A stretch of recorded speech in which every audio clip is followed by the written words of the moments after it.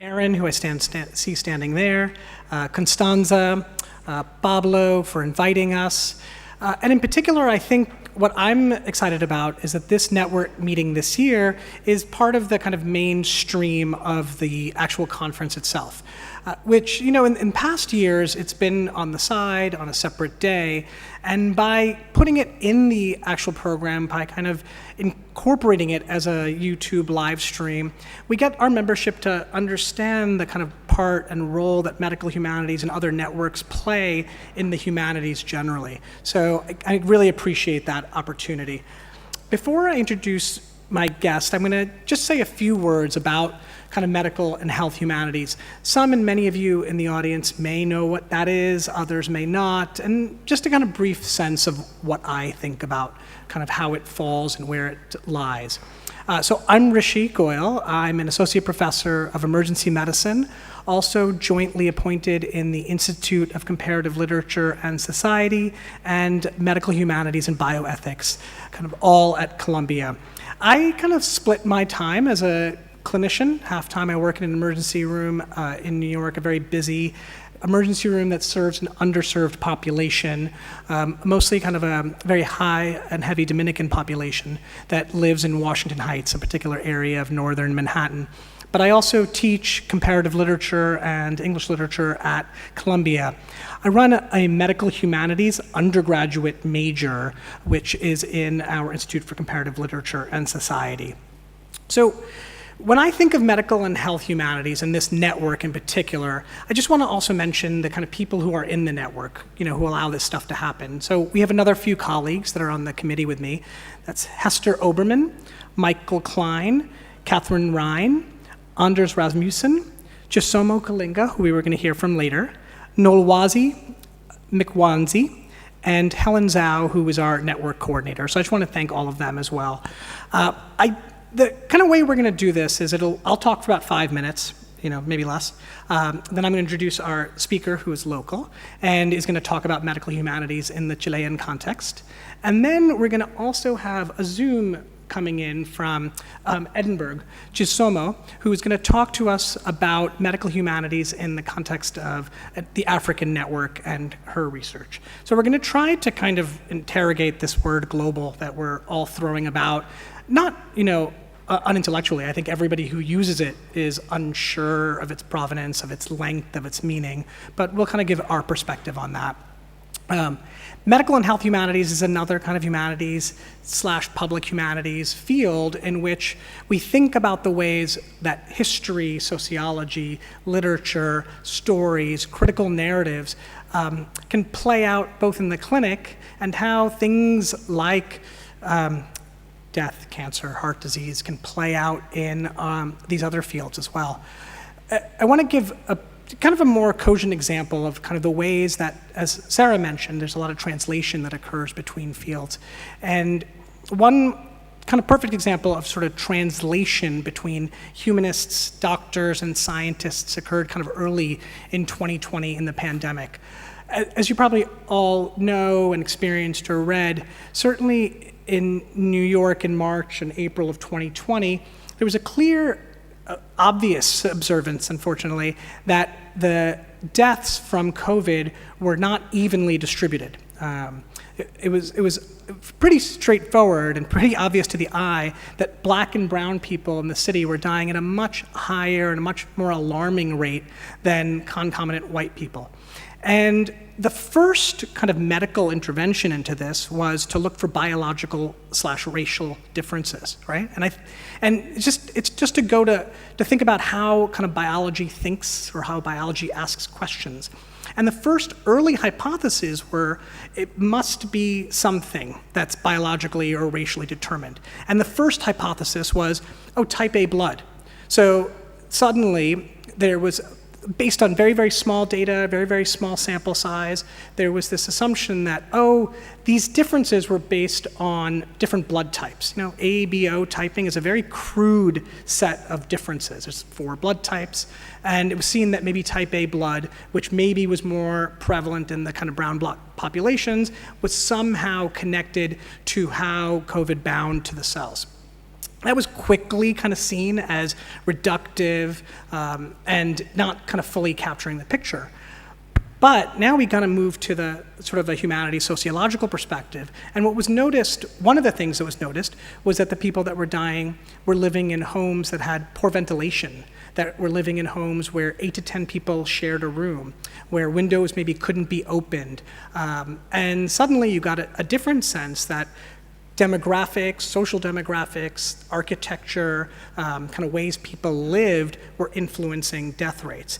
This then got kind of recursively retranslated back into medicine, where the medical community started to say, okay, maybe there's a kind of biological, physical underpinning to this, and we got the notion of kind of viral load, where the idea that it wasn't just, that you got COVID or not in a plus or minus form, but it might be that the intensity of the illness might have something to do with how much viral particle you got in a shorter time. So to me, that's an example of how we can kind of take a slightly constructivist approach without completely ignoring a kind of biological materialist approach. And this is kind of at the crux of trying to do medical humanities today. One of the important things that we can do as humanists is to denaturalize the sciences for scientists, right? Because we know that whenever there's a claim to natural, it's often a claim to power, a claim to authority, it's a claim to difference that usually signifies pre-existing social structures more than it does anything else. And yet, medicine without a kind of biological, naturalistic understanding isn't going to play, right? None of us who practice medicine are going to completely kind of walk away to say, oh, this is all constructed, life, death, doesn't matter, right? There are these kind of inherently important biological meanings that we have to kind of take into place while still trying to be anti-essentialist, kind of anti-racist, anti-colonial. So how do we kind of make that conversation possible? To me, that's another example of kind of translational work that we can do as humanists and as scientists. Moving on to just the kind of question of the global, because I think that's what the conversation here should be about, is I was sort of torn between kind of using that, right? In a way, it's very aspirational, and I think the conference is aspirational to say that there is a globe that we all can share.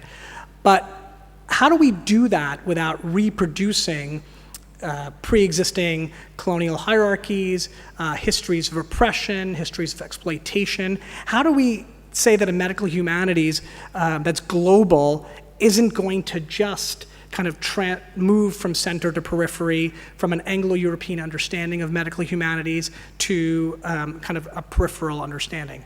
So on the one hand, we have this tension between kind of global as this aspirational idea and the ways in which global might just reproduce existing colonial hierarchies.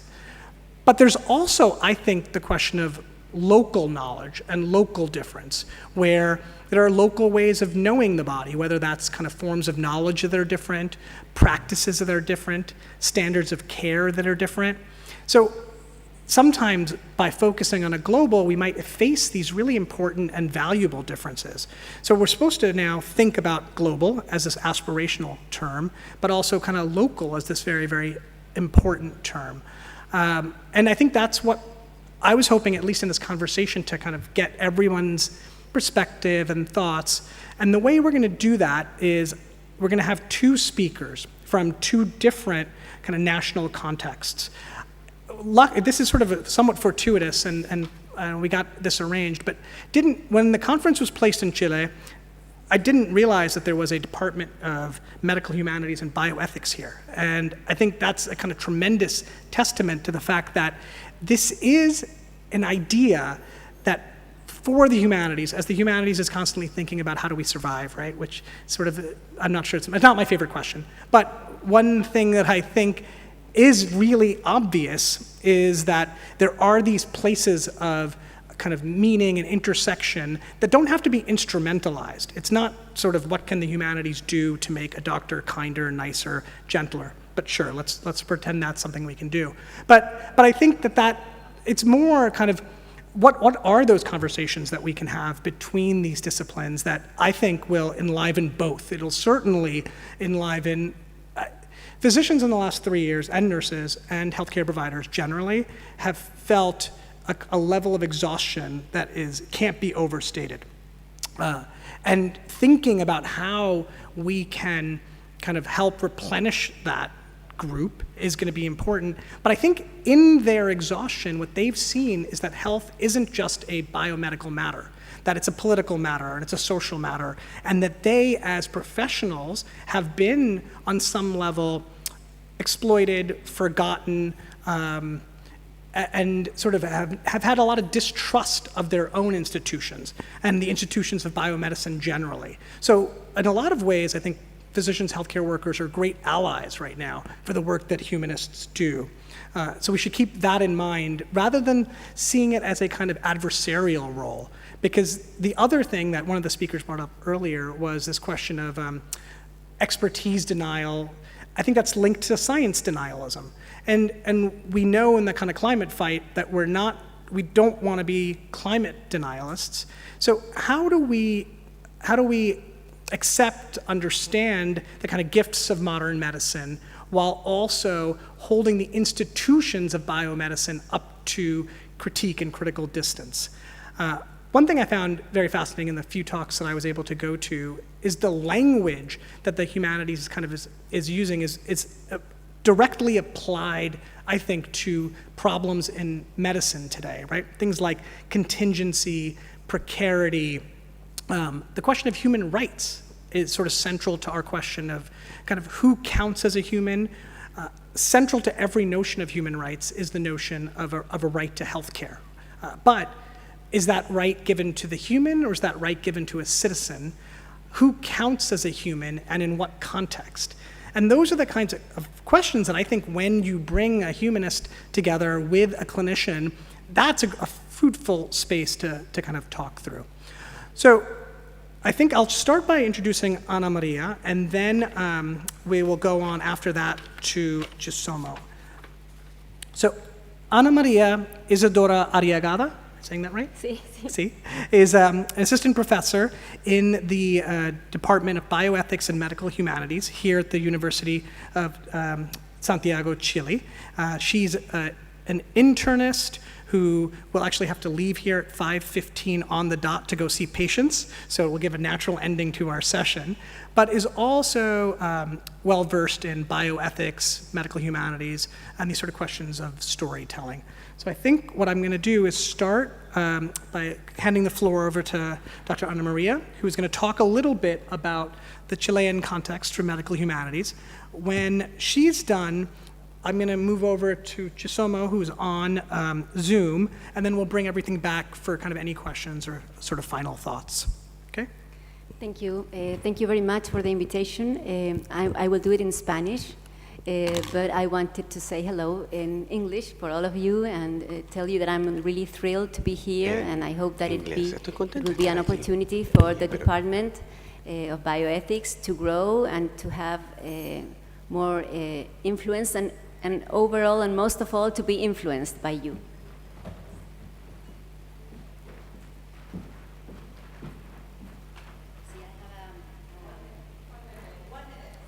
Sí.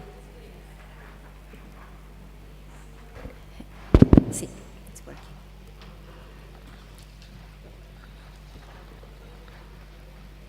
They had to put their, see, I get it.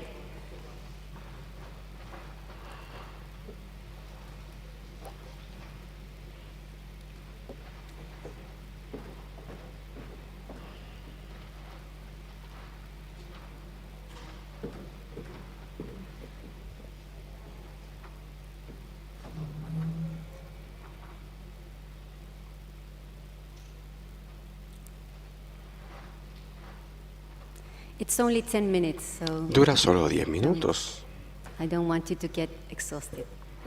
así que no se agoten.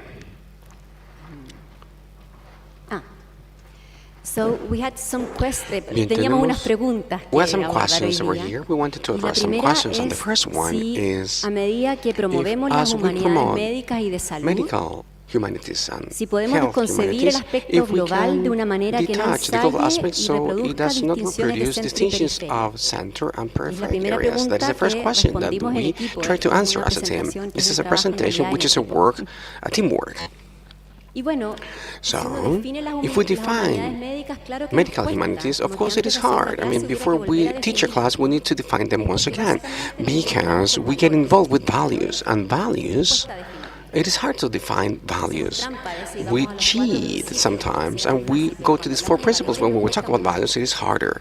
And the truth being said, humanities are the study of the valoric field, which is inside or is related with the medical practice. So this theoretical knowledge, scientific, factic knowledge, the medicine need to add reflection, values, and senses. So the methods taught need to be dialogic ones. We need to give reasons which are reasonable, and we need to, of course, deliberate. And as Diego Gracia says, history professor from Spain, he says, it's not the truth that we know we're not going to get it. We know we're not going to get the truth. It is how rational we are. It is prudence that we need to get. It's not the truth. And in which context do we have this need? The urgent need of medical humanities in a highly technological medicine, medical training, which is towards competences, where the ethics it is being explained. There's no medical program or medicine here in Chile where ethics is not explained. They explain that they're going to ask an ethical and humanistic training. Social contexts are so diverse. They're diverse. We need to add migration and globalization as well. There is health inequality, which are not yet solved, of course, and in countries such as this one, those are chronic inequalities which burst every single winter, and they were shown during the pandemics, and we have not solved them at all. And there is a mental health crisis as well, which was worsened with the pandemics, and this is a professional burnout of the healthcare system. And when we talk about medical humanities, we're talking about some things that get closer and some others which are a little bit far away. Some of them have been introduced into the curriculum. Bioethics and its fundaments. Bioethics and their fundaments, it is a subject which is quite theoretical, which has got an space in the medicine syllabus. But clinical bioethics is something different. It is taught in seminars, right next to the bed, at the bed. It is the practical deliberation, the answer to questions which are concrete to concrete patients, and in concrete situations as well. The philosophy of medicine also have a context which goes beyond, or is a little bit different. Those are some subjects that may be not only in the most scientific part of medicine. And this narrative that has different tools. We have the medical literature, where we can understand how it used to be a physician before, a family doctor, a doctor visiting a house where there was TBC. Texts in narratives, they are found in some medical magazines. There are some famous texts written there, where probably the one who's writing wants or seeking for something different. He wants to appeal a different part of the brain. He wants forgiveness, sympathy. He wants to translate what happened to him when he saw another person. There are some essays and critical texts. And we also have the arts. Arts, of course, are an invitation because they have to do with tilting towards talent, personal talent. So, through medical humanities, we can advance toward a practice of medicine which is located in different territories, being influenced by different cultures and problems which are urgent. To do so, the challenge is rescuing the language of people, their histories and experiences, applying what has been learned and including medical humanities. So we have a country which is rather long, thin, the one in yellow right next to Argentina. Argentina, it is a bigger country, richer as well, with many problems. Nonetheless, we have problems at a smaller scale, but in this long country, by the mid of the last century, there was a national center for healthcare. That service health care service together with the medical school by then. They said, why don't we send physicians, young physicians, when they have just learned with the freshest knowledge to go into different parts of the territory. They are general physicians, and when they're back, according to the years, what have been working, they're going to get a specialization here in the cities where the universities are. Those physicians are called general physicians of zone, and they were a huge advancement and an important decentralization in this country. These general physicians of zone are our ground connection to the peripheral places where problems are there. Hot problems where in this country, when there are problems, when there are fires and earthquakes, you know that this zone general physician knows what happens to their city or to their cities.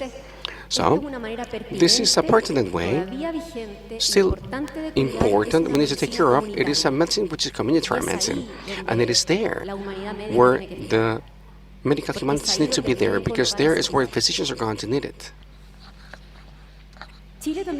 Chile has made an important effort and is migrating to a health reform, and in that health reform, an important element and an agreement between the different viewpoints of healthcare providers and ideologically different, it is that this new reform in healthcare needs to be centered in primary medicine, primary services, local medicine, family medicine.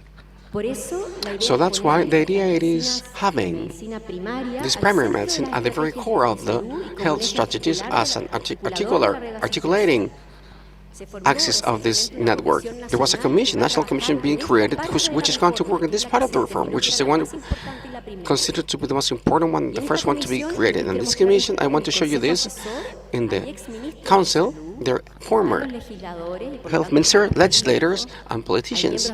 They're members of the academia. They're healthcare workers. They're so important. But the most important ones there are the ones at the very end, representative of the users. Finally, medicine cannot get detached from the people who need it, which use it, who go to our hospitals. Those are patients. They should be at the very core, the center of what we do on a daily basis. It should make sense to them. So that's why I wanted to connect this slide with this other one, the ones of these medical physician of some, because medicine and this medical humanities, must not be only at the academia. It has to be a tool which is fundamental for working in different territories. The second question was if health and illnesses are universal human experiences that are lived in a different way, according to different variables of class, nationality, gender, and race. How can we build a discipline which is anti-colonial and anti-racist? So there used to be in our country, in our territory, or in Latin America, there were many different colonization currents. The first one, it is the one we know of, which is the historical one, from Spain, from Portugal.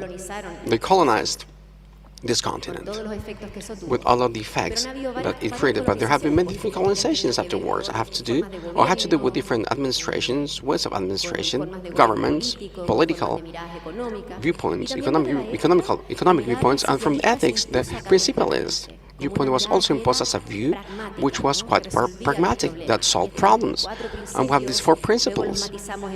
Later, we have minimum and maximums, but today's nowadays, to our peoples that still have a huge amount of indigenous people, we need to also include some cultures, and this migration, this principalism does not give answer. We need to include some other viewpoints as well, such as the relational perspective of autonomy. In general terms, autonomy for Latin Americans means a lot of people.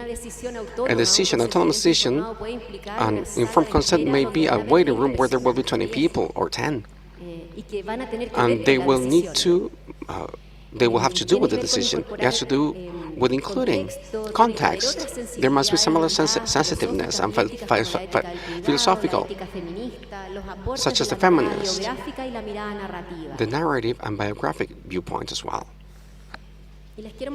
I want to show you this hospital. This is a hospital in the southern part of Chile. It was inaugurated in November 2013.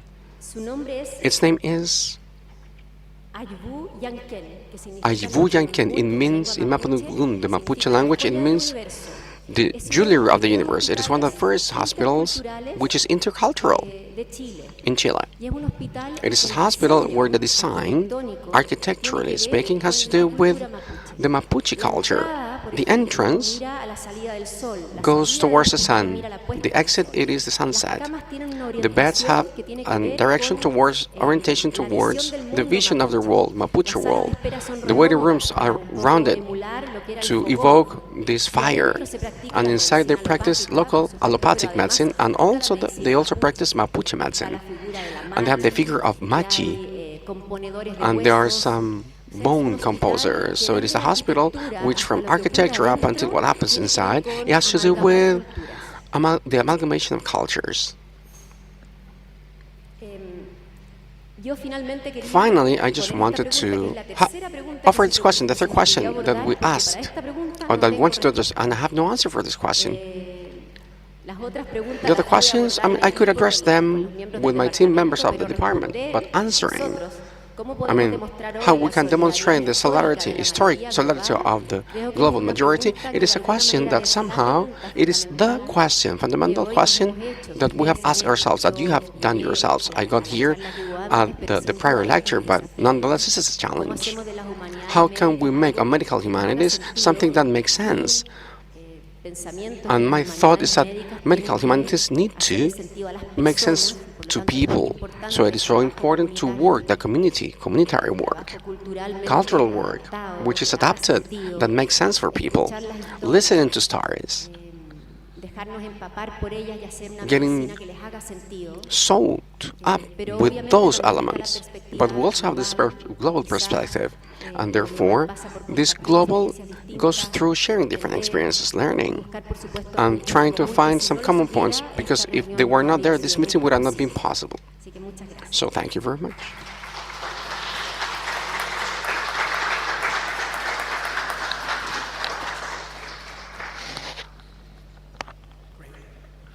Fantástico, muchas gracias, doctora Ana María. Podemos ahora. It's a little tricky, but thank you.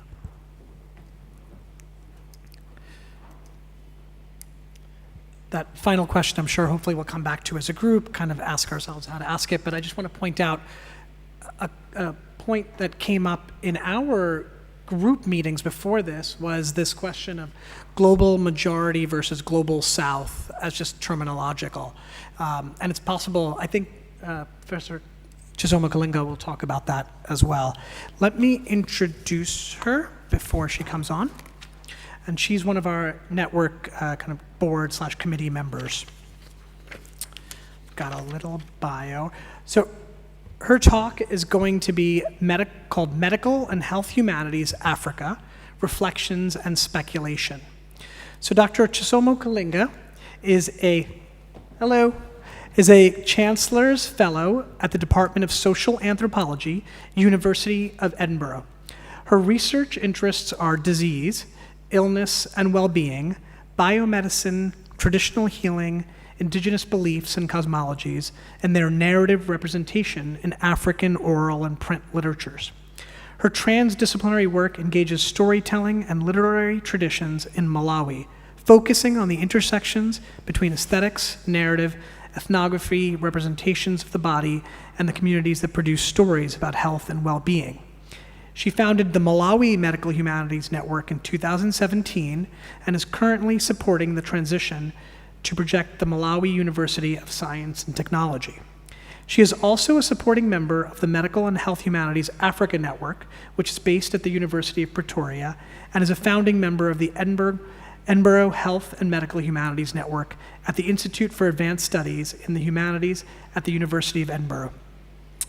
Finally, she served as the executive producer of On Feeling Chineni, a film about women's sexual and reproductive health in Malawi, and is a board member of the Africa in Motion AIM Film Festival. And it's very late where she is right now, so special thanks for kind of sticking with us and being here at this late hour. Chisomo? Thank you so much for that kind introduction. I'm assuming there are no problems with the voice, so, oh, it says that the host is disabled screen sharing, so I don't know if we can fix that, or otherwise I can just read off of my PowerPoint. We'll see if we can get you on that way. Yeah, just wait 1 minute and we should be able to give you access. Sure, I mean, I guess I can do a little bit of a background discussion while we're waiting for that process in terms of, the participation here. I want to, apologize on behalf of some of my colleagues who were not able to make it because it's very late in Southern Africa. So I'm representing Professor Nolwazi Wanadi and Dr. Carlos Santiago, who are the founders of the Medical and Health Humanities Network Africa, to which I joined a few years after them and have helped to develop the Southern Eastern region network of medical humanities there. And we decided to present jointly about some of the work that has been going on in the African continent. And now I see that the screen has been enabled, so that's perfect timing. So thank you so much. I'm assuming now yeah, so let me just get from the beginning. Oh, I don't know what that is. Okay. Great, I can see now that it's fully on the screen. So humanities and asking questions that science can't. We actually love this. I showed them before I was in Jurassic Park and the Bioethics about just because you can doesn't mean that you should. And this is where humanity sits in that nexus of health and medicine.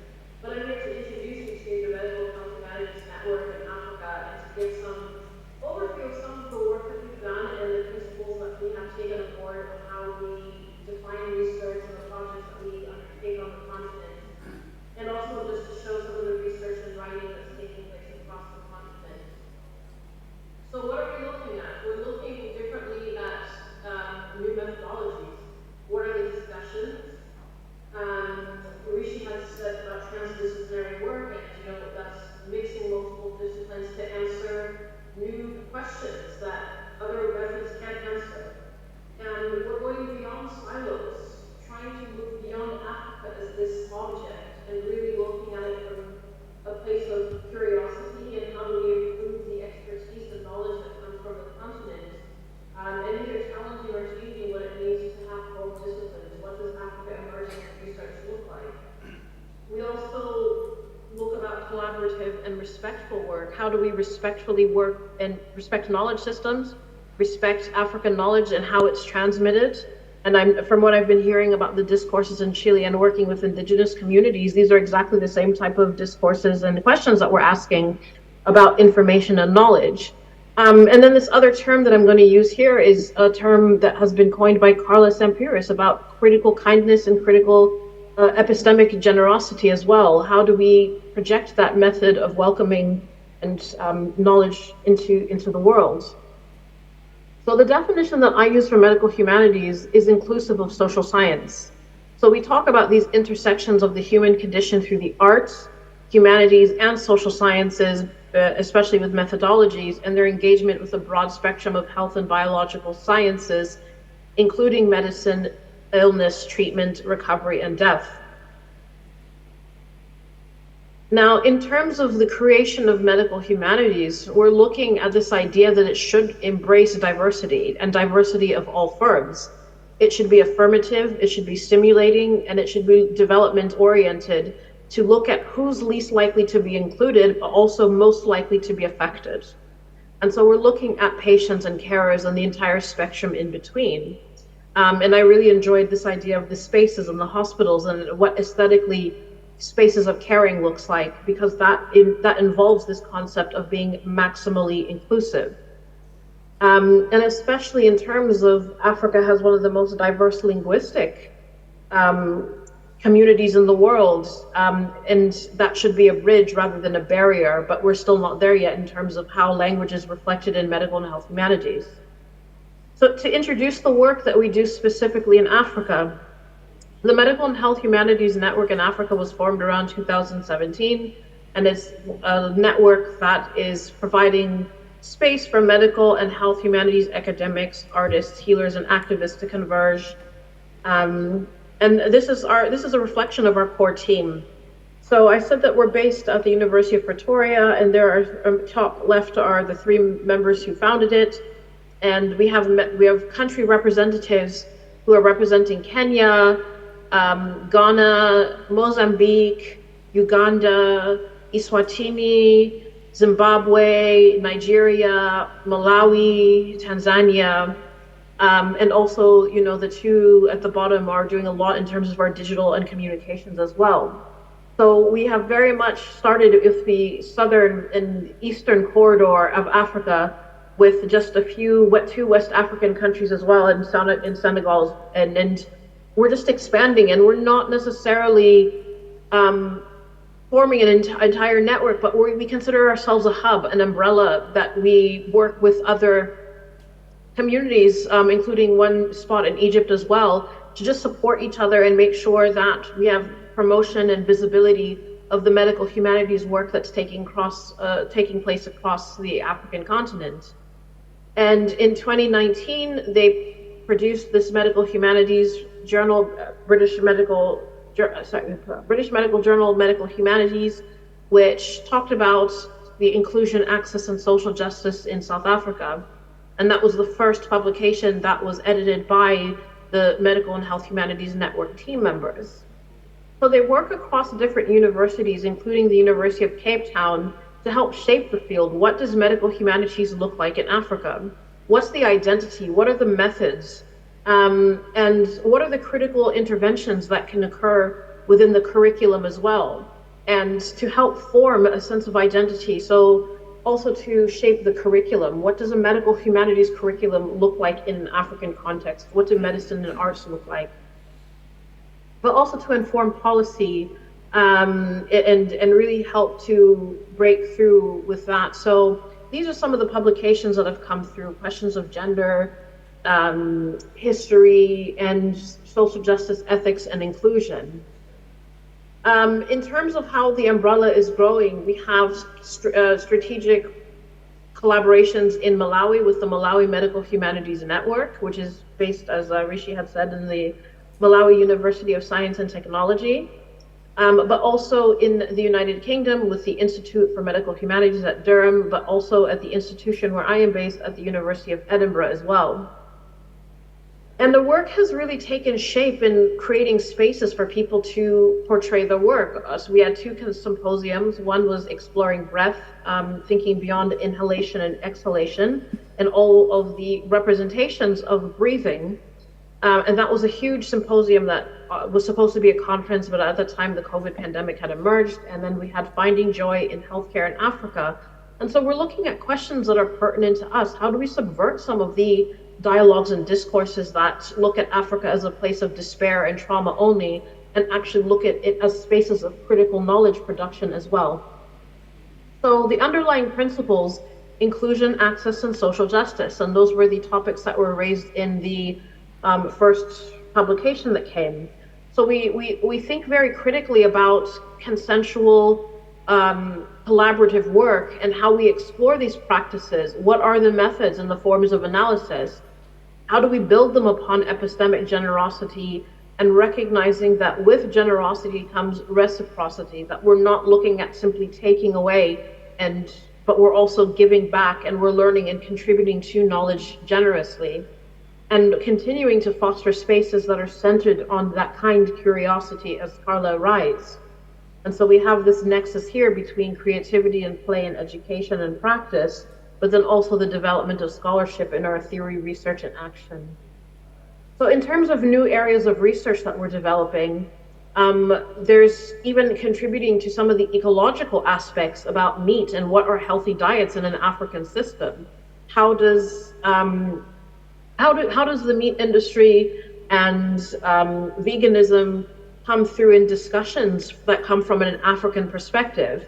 In terms of understanding veganism as an ethical practice of meat consumption, but actually recognizing that many indigenous cultures have always had their own form of non-meat consumption as well.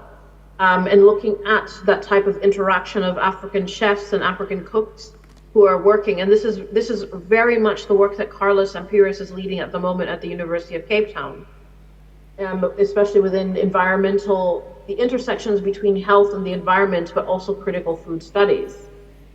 And so I'm just gonna go a little bit further to kind of look at some of the aspects in what we're looking at on medical and health humanities. We're looking at the intersections with planetary health and how that affects every aspect of our lives, including stress and food production, and thinking about sustainable living and some of the critical issues that are happening in terms of the emergence of new viruses and pandemics. And we're now looking at different types of diseases that were probably contained to specific regions that will now spread because of climate change. So these are some of the areas where Africa is hoping to lead in these discussions, as opposed to being perpetual subjects that have been brought on and have been tested upon through historical legacies of slavery. And so I think with that, I'll end, that's the end of the discussion, and I will turn over in case there are any questions. Thank you.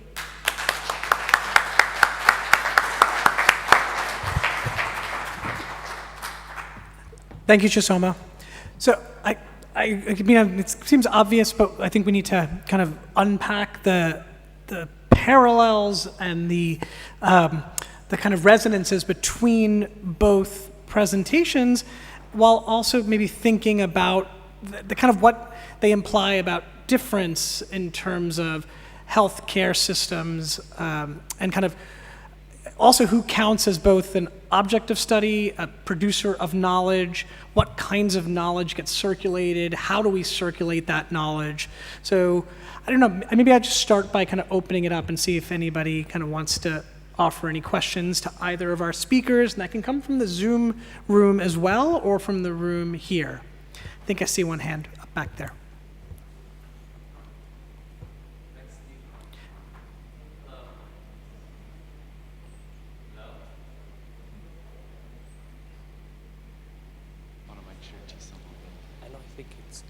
Can you hear me now? Yes. There we go. My name is Rex Nielsen from BYU. Thank you both. Wonderful presentations. I am inspired by the successes of your the initiatives that you're both involved with, and I'm inspired by the potential ways in which humanities knowledge and methods are contributing to the humanities.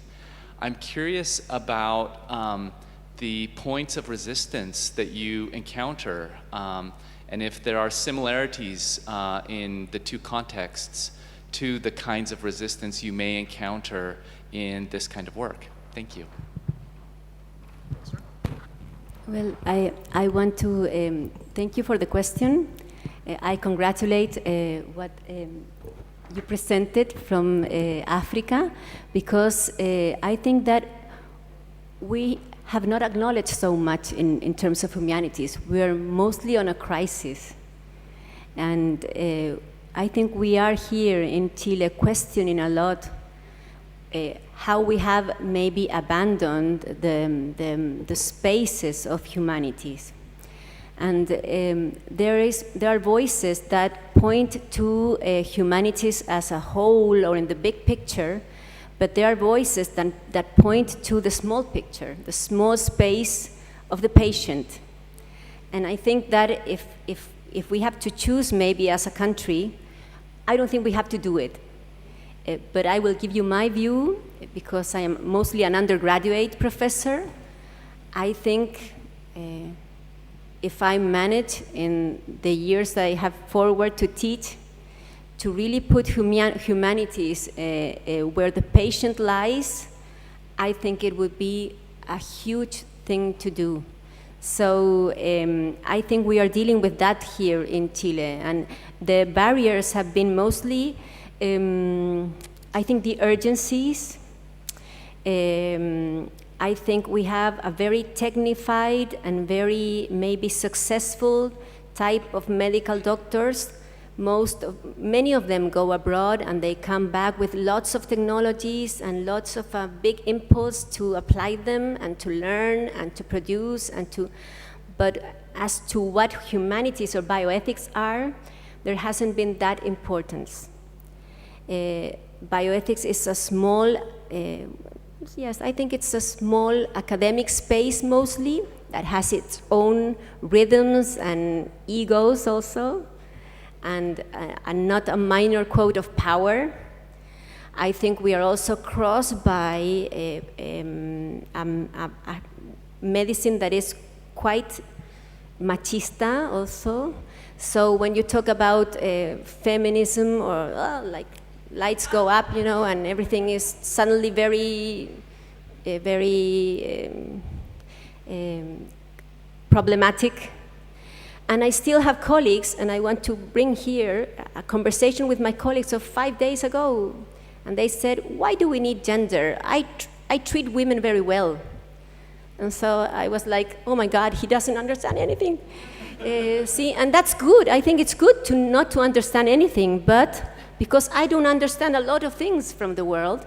But the problem is that you don't address that as a problem, that you see it in such not a humble way, you know, because if you lose humbleness, then you are really not going to learn. So I think that that is mostly the picture of maybe the situation here in Chile. See? Chisoma, do you want to address the question too? Absolutely. We had discussed this. First, I want to say that was really, I'm going to get to why Chile matters so much in my answer, but I want to first to say thank you for the question. When you speak about resistance, anytime you're asking for a redistribution of power, you're going to get resistance. And for a network in Africa to ask for power in determining its own knowledge praxis, you are going to get resistance, because it means someone has to give space. Returning to the point that Professor Goyal had made about the global majority as a term implies that there are certain power disruptors that have to happen amongst the people who've had the least power, but yet make up the majority of people in the world. The idea that we as Africans had never had an opportunity to take leadership in intellectual definition of our own lives is just untrue. Africans have always been in the forefront of their own liberation and their own existence. But why that isn't reflected in global studies and global health is what we're trying to understand in global health humanities. And especially the idea that all of these partnerships that come up within Africa are always given in this framework of North-South partnerships, Europe and Africa, Scotland and Malawi, this kind of redistribution of colonial relationships repackaged as some friendship, but not actually saying, what does Malawi have in common with Chile? How can we work together as communities to understand some of the similarities and the disparities as leaders of our own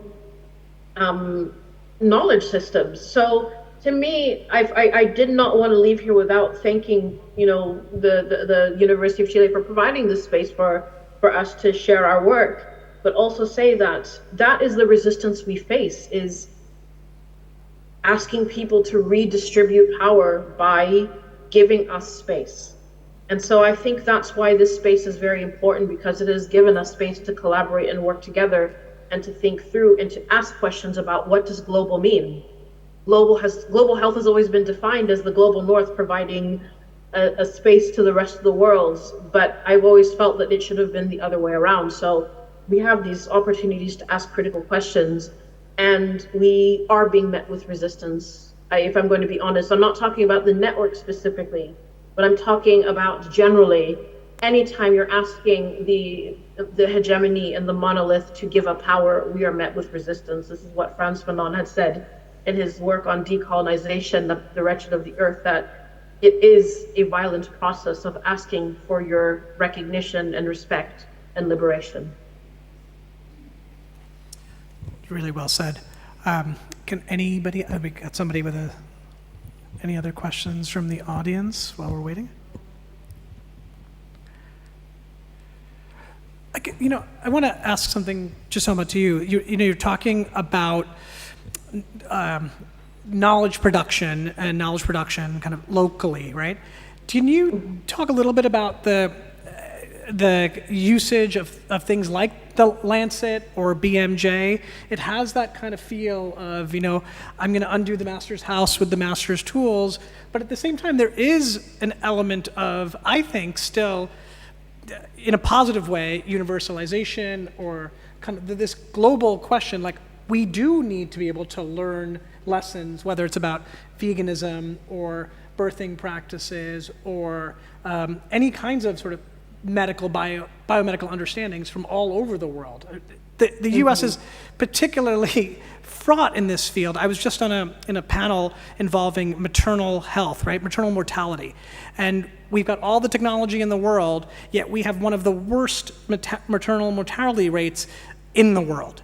And so how do you square those problems? And part of it seems to me a question about humility, what Ana Maria said. We don't have the humility to kind of ask for other answers, right? And one of my colleagues, Sayantani Dasgupta, coined the phrase narrative humility. And I find that to be very, very useful. And it's about listening, obviously listening to stories, listening to patients, but being humble in the face of other epistemic forms of knowledge, other systems.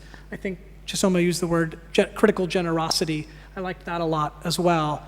So I just want to think together about how we use these other structures of power. Yeah, so I can explain mostly about BMJ Medical Humanities. I think for us, we have always found to make connections with editors who are willing to respect the editorial process and center African knowledge production. And so we formed a great relationship with the BMJ Medical Humanities Journal specifically. And that was one of the reasons why we were able to put forward that journal with that group. Personally, I don't have much experience working with the Lancet, but I can't answer that. But I would say that one of the largest sites of violence for knowledge production is in the peer review process. And working with editors who are willing to acknowledge that and actually working with people who are familiar in the knowledge systems is very important.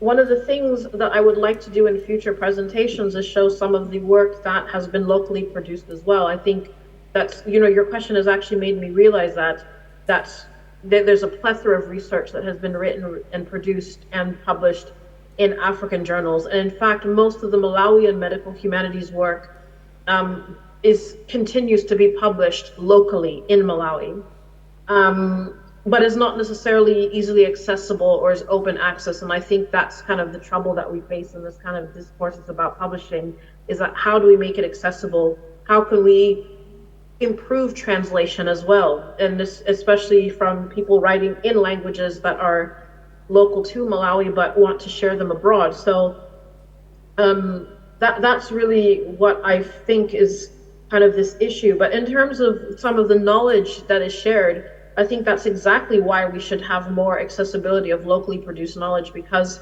there's been long histories of understanding issues of maternal health.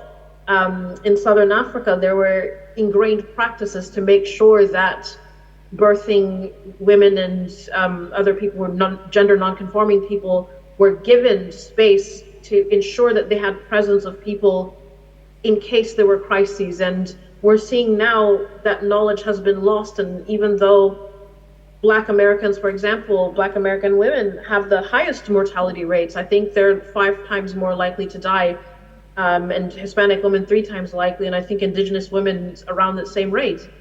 And still not understanding why at point of service, marginalized groups have higher maternal rates.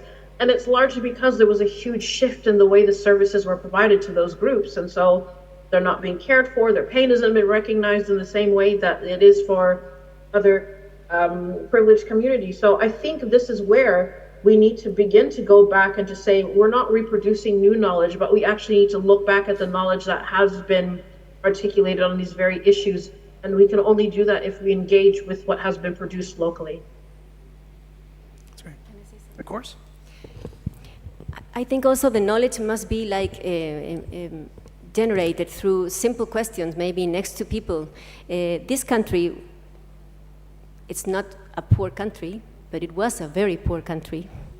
And when it was a very poor country, we had lots of mortality of children by poor nutrition. It was a huge problem. So the government made this powdered milk, enriched, fortified, to be offered to people for free.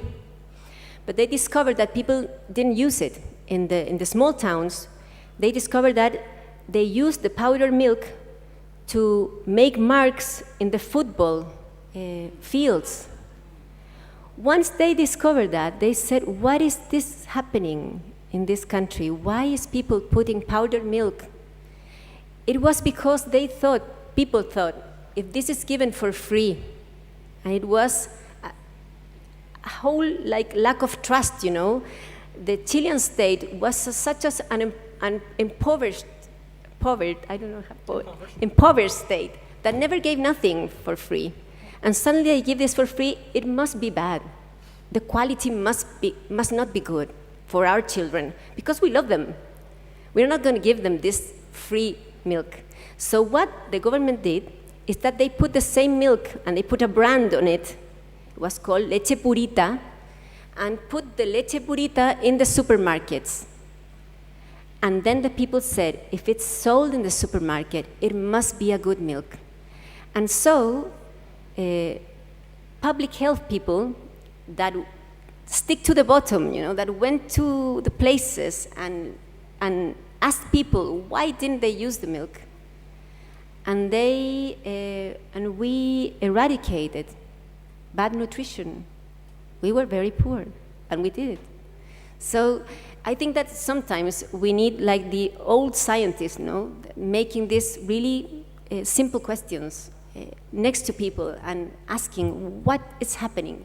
Why do women don't go to have their births in the medical place? Why do they prefer them at the home? What are they telling us? Is that we are not being like a nice place to be. We speak another language. Maybe we make it so medical and so annoying and so strange so we need to ask those questions, I think, that are very pertinent, simple, and next to in the bottom questions, maybe.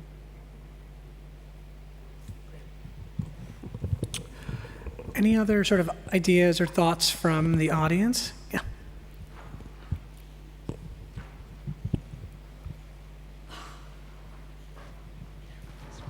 Thank you so much. I mean, this has been really wonderful. I guess I have a question about two things. One, or two questions about two things.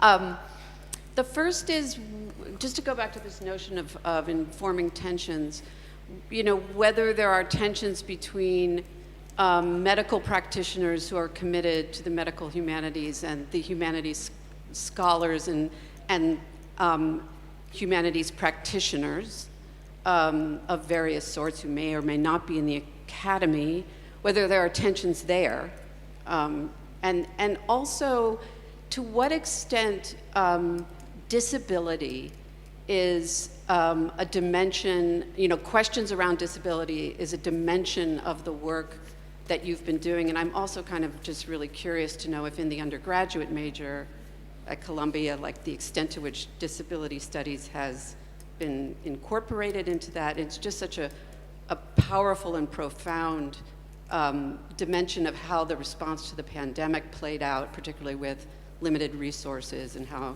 a kind of weird utilitarianism emerged around ventilators. But anyway, that's just a couple of questions.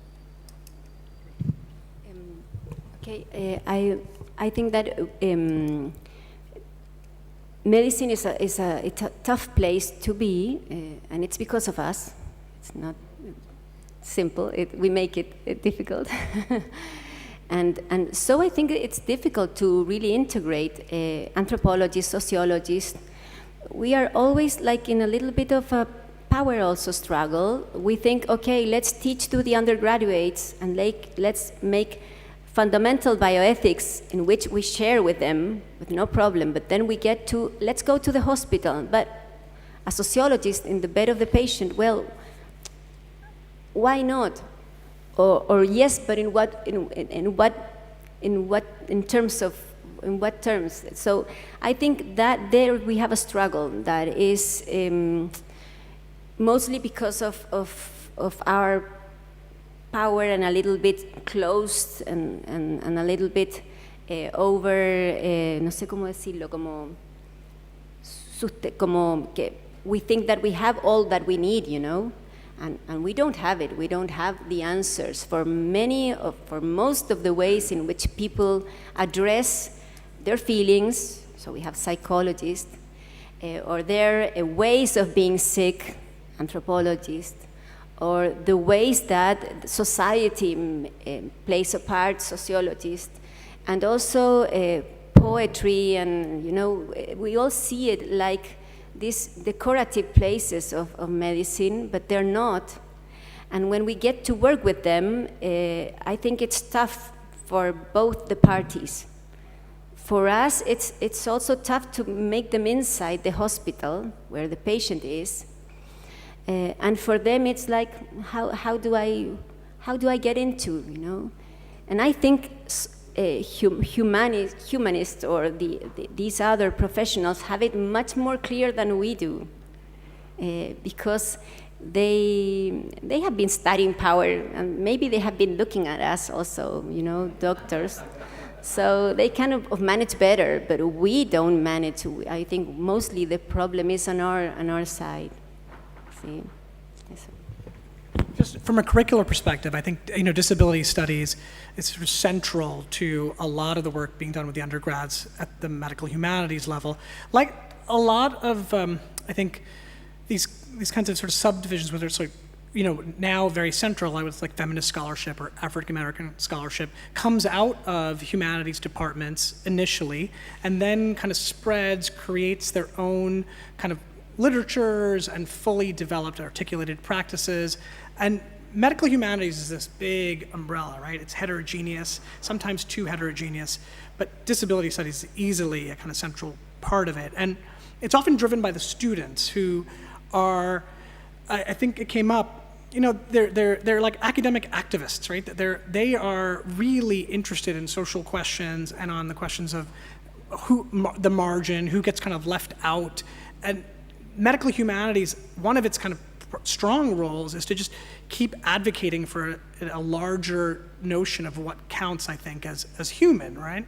And like you said, during the pandemic, I mean, the terrible articles about the ideas that if there were only X number of ventilators, who would you leave off? And this often came about, and the conversations were around lives that we didn't think were worth living, right? And this is sort of made from an ableist perspective.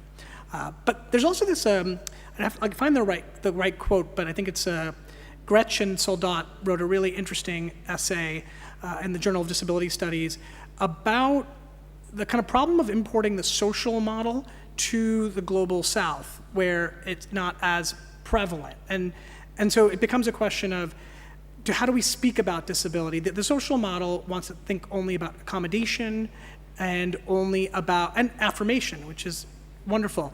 But in a lot of parts of the world, kind of impairment is part of the conversation as well. And you need to be able to sort of think locally about how disability plays out.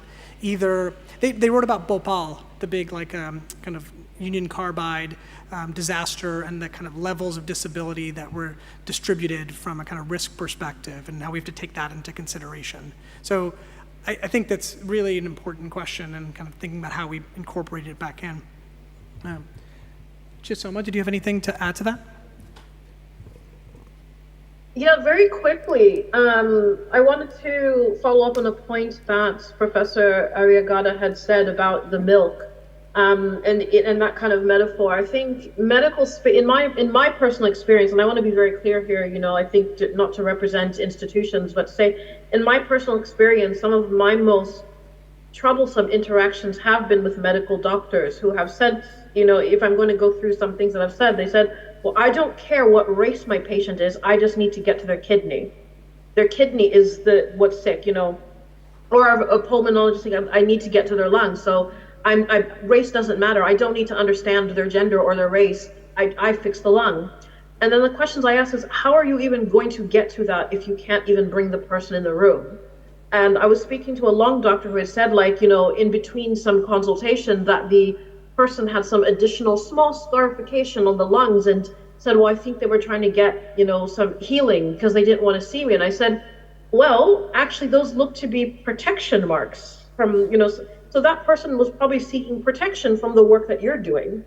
Not the healing work. And, and I remember just saying, these are the key areas where there's such a big gap in kind of, knowledge systems of that. What do people do to protect themselves from what they see as perceived harm from not perceived, but actual harm from medical care, because they see these spaces as being violent towards people towards them, that their lives are not going to be valued, that they're going to be left to die. So, exactly as that, story about milk is, it's not that they don't know about the benefits of milk.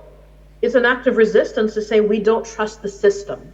And I think getting medical doctors, in my opinion, has been very difficult to, not all of them, obviously. I think there are many who are here who understand the systems. That's why we're here together in this space. But getting people to understand systems of oppression in medicine is the critical work that needs to be done. Yeah, and I think the resistances are deep, right? And are they? Do you think they just come out of ignorance, or again, is it just a sort of question of power, not wanting to give it up, or not enough time? I mean, one is a curricular question. I always keep thinking, okay, we just get them earlier, right? Get the undergrads, get the high school students. By the time they get to medical school, it's too late. All these things are ingrained, naturalized, normative, normalized beliefs are there.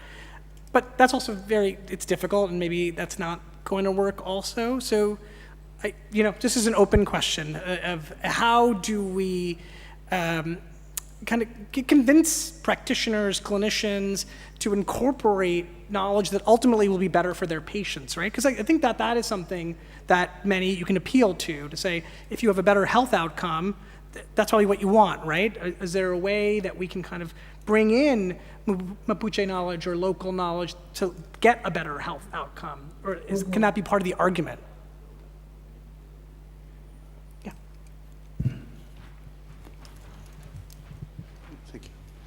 Thank you. I think perhaps we're maybe comfortable in our spaces, and when we look outside, it doesn't look so comfortable. So I don't feel like I'm going to go out and try to explain myself or explain why this milk is good. And as you were saying, one of the reasons this happens is because previous experiences, like I have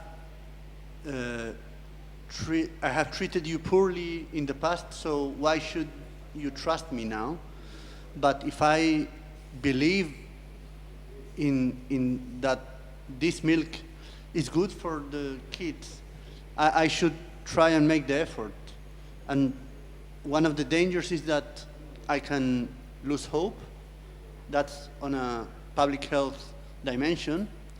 And in the curricular or academic world, I think it requires a lot of effort and alliances and finding people that are like you and believe in the same things you do, and makes, I don't know, plan strategies or make conferences outside these rooms, like making health humanities symposiums in internal medicine meetings, taking the health humanities out of the health humanities network to the clinical world, because there are people that are in the nexus of those worlds, but we are too few, probably. There should be more. And the only way to do it is to go to those meetings and make symposiums or spread the message. I don't know. Yeah, I think that, again, we sort of gather here together with people that are kind of like-minded thinkers, believers, and then proselytize and go out. But, toolkits are one valuable way, right? Like, practical, instrumental concepts, but then there's a risk of becoming too instrumental and too flat and to lose the kind of edge of critique, right? It becomes a blunt instrument that is in the service of initiatives that maybe we ultimately wouldn't agree with, even though they're named the same as the things that we like.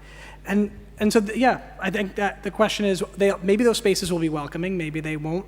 I think I love the resonances between the kind of Chilean resistance and resistance in Malawi and other forms of Africa. Like, those parallels are useful, perhaps, because I think, you asked a question, how do we create solidarity? And it seems that some of it is understanding the different histories, understanding the differences, but maybe also emphasizing the similarities or the same problems, emphasizing the kinds of solutions that are used in the different places, maybe productive forms. And I would think about how this network might be used too to do some of this work as well. Yeah, I think it's a few more questions. Quick question, and thank you so much for this wonderful panel. My name is Christina Stanch. I'm from Virginia Commonwealth. I was wondering if the panelists could address some of the challenges but also possibilities of starting health humanities programs on campuses, particularly in the medical schools, not in colleges of humanities and sciences, but in the medical schools. What are some of the challenges but also opportunities or possibilities? Thank you. I think there are always opportunities and possibilities as long as we have students and we have we have faith and we have the energy and we have these opportunities in which we meet people and we suddenly say, well, we are not alone. We are lots of us thinking in the same way. We have to look to the problems and in a different way, because if we don't do it, then we are lost. And we need to, I think we need to focus on what makes sense also to the students. And the students are quite empowered now, and they are also quite stressed out, and we are also very stressed out. So I think that maybe there is this opportunity to put medical humanities in terms of addressing, our mental, our really exhausted mental state. We have bursts of violence everywhere, little bursts or big ones, that also need to be addressed and seen as an urgent opportunity of making things different. And I think that we have learned a lot, we have walked a lot, and so we don't have to create everything from the start. We have lots of literature and ways of doing it, and ways that other people are doing it better than us in many. So I'm hopeful about it. See. I'm just going to offer two quick things. One is, I've been thinking a little, so often, so much of the work that we do is critical, and that's very important. But sort of celebratory work is also really important, sort of showing spaces and examples of healing that the kind of humanities might kind of bring in. I was just reading Bleak House, and there's a young physician who, sort of is kind of at the deathbed of this young, sort of poor, impoverished boy. And the language around Joe's death and the physician, it's actually very powerful to reimagine what the role of the physician is. It's not to collect a big fat check and to kind of, to pray at the gods of technology, but to kind of provide healing and reminding the profession of that. That's, I think, one thing that we can do positively, but then also fundamental questions that are taken for granted in the sciences, like like you said, what is gender, what is women, what is race, right? But showing how, for example, there's all this research on dosages of medicine, and the dosages on some drugs like Ambien's a sleep aid, and the product insert has a very different dose for men and women, 10 milligrams and 5 milligrams. The data is garbage, right? It's not based on any kind of biologic human differences. It's based on a bunch of assumptions about muscle mass and skeletal mass and gender. And you can show the medical student who's in that vein, the knowledge that you think is coming that's completely neutral is in fact deeply problematic and troubled.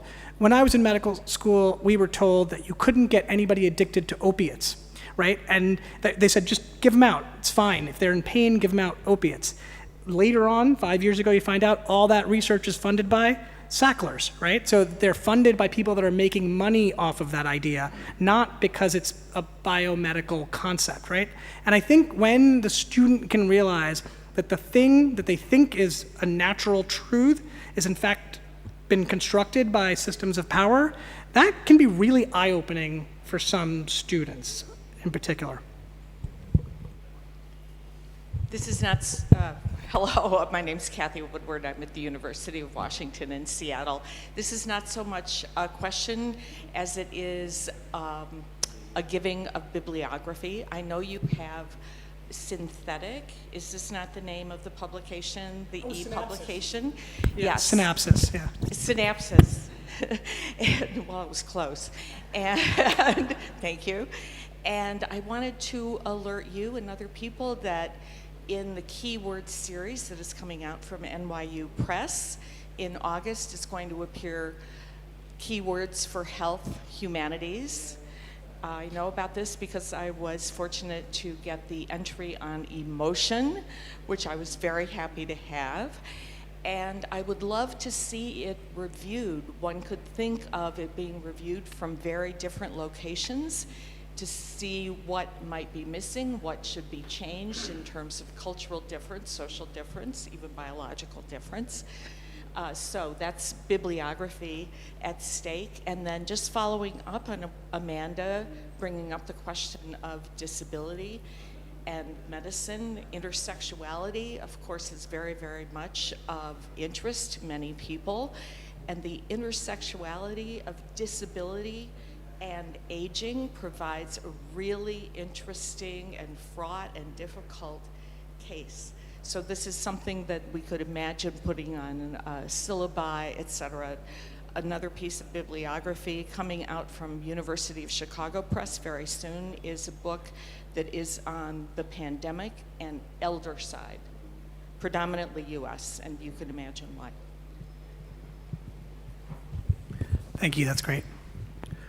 We're probably running up against time. I know that Professor Ana Maria has to go and actually see patients, but we have a couple of minutes, so I just wanted to see if there was anything.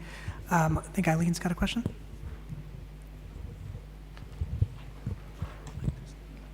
I'm in the front row already.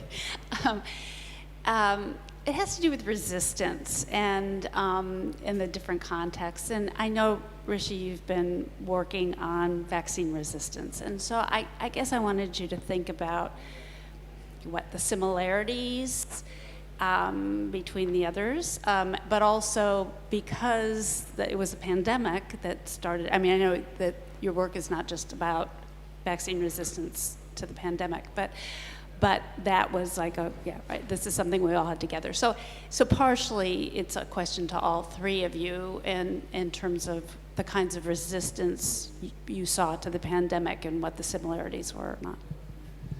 That's a great question. Do you want to start? Okay. Well, us Chilean people are quite obedient, I think. Too obedient. And we had one of the worst lockdowns, and we managed and dealt with that with a huge, huge impact, especially on children. We had 50,000 children that never came back to school. So it was huge and terrible, and I think everybody was pretty exhausted. We had 60,000 deaths, mostly old people, but if you look at the places, for example, in the Metropolitana, in this region, capital city, where people mostly got sick was in ¿cómo se dice? Comunas? Neighbors with lots of people living together. They mostly got sick there and with most poverty, but the deaths were mostly on old people. We managed to deal with the beds and everything, and we dealt with the needs of doctors and everything. and we stick to the vaccines more or less, but now we are exhausted. So now, for example, for the influenza in this winter, we have a huge amount of people that won't receive any more vaccines. It's like they got o sea, no, hasta acá. No, no más, no más. I don't want any other vaccine. So we have like this really wild way of being.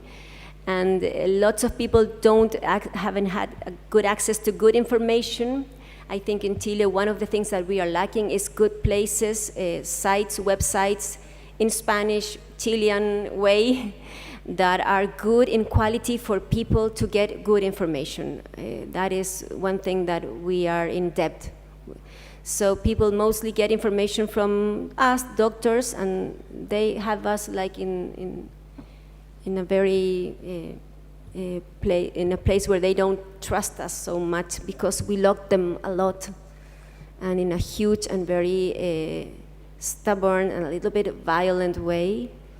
Voluntary, but really violent, because we shut supermarkets and everything, and so they didn't, they suffered a lot.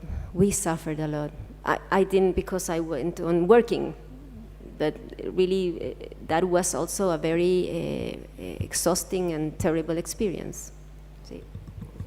Yeah, I mean, we saw a lot of institutional distrust, which is what you were talking about with the milk idea, I think, around the vaccine resistance and hesitancy, which is similarly now and kind of infecting the uptake of MMR vaccines.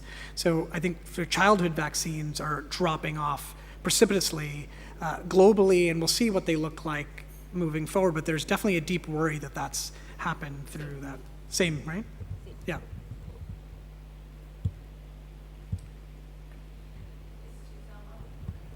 Chisamo, do you want to speak to that?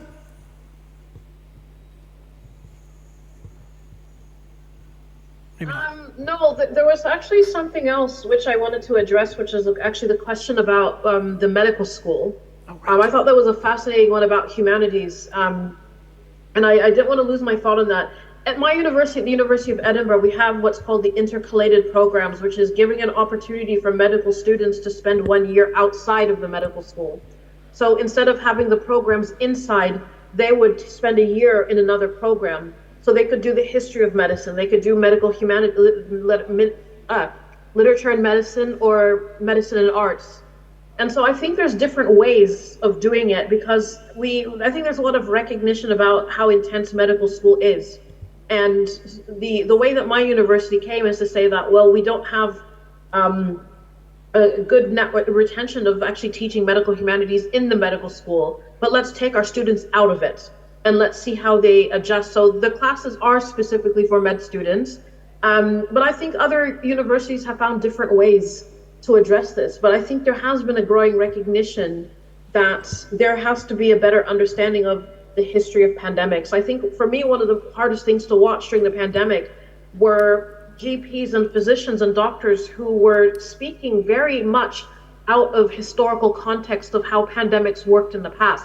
And you began to realize that there's a lot of misinformation about history of, and to say, well, just because you have a medical degree doesn't mean you understand the long history of pandemics. And so I think it was a really shining moment to say that it's a special type of knowledge that deserves its own special type of space where they can learn. And so for those doctors who want to be knowledgeable in histories, who want to be knowledgeable in linguistics, there should be spaces for them to come out of the medical school and train. So that's all I wanted to contribute. Yeah, I mean, I think that's a really great point, because the medical model for the medical school is kind of still based on the Flexner report, right, from 100 years ago, that kind of re-inscribed the importance of biomedical sciences. But you can, I think we were talking last night, you can talk to any young, older physician, and it's like the thing you hate the most is the Krebs cycle, right, which is kind of this sort of thing you have to memorize about enzymes and what they were doing that you don't ever use in clinical practice. And you spend days and days in the curriculum on all of this science that doesn't play a role in clinical practice. It's as if we were trying to create physician scientists, yet 2 to 3% of our physicians go on to become physician scientists, but we can do similar work with physician linguists or physician historians or physician anthropologists, but we would have to alter our kind of medical education model, like a new Flexner report for the 21st century. I want to add something that relates to Chile. It's very short. That in Chile, which is different from the US, we usually apply for a specific major and program. So it's like very specific from the beginning. So we don't have that chance to build interdisciplinarity in our bachelor's degree. And at the University of Chile, we have the general knowledge courses or general formation courses, cursos de formación general, that allow you to see other disciplines and work with other students from across campus. I had one on literatura mapuche with one of the speakers, but that's something to consider, and that happens in many Spanish-speaking countries, that we just apply for one major. Okay, I think that was a really kind of rich, lovely discussion. Thank you, Dr. Ana Maria. Thank you, Chisomo. Thank you for the audience for sort of sticking through. I know it's the last panel before the end of the conference, so thank you.